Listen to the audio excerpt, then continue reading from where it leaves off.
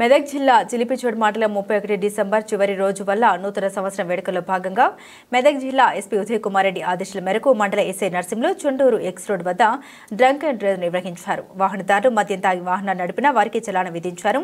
SI వాహనదారులకు కొన్ని సూచనలు తెలియజేశారు. ఈ కార్యక్రమంలో పోలీసు సిబ్బంది పాల్గొన్నారు.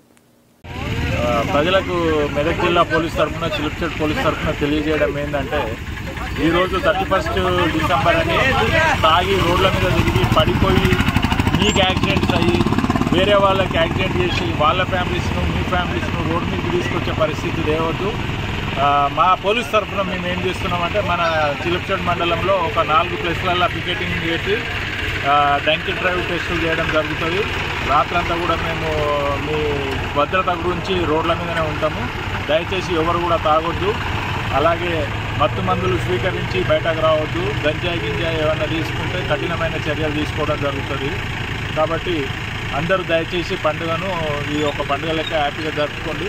బయటకు రోడ్ల మీద రావద్దని మెదక్ జిల్లా పోలీస్ తరఫున విజ్ఞప్తి.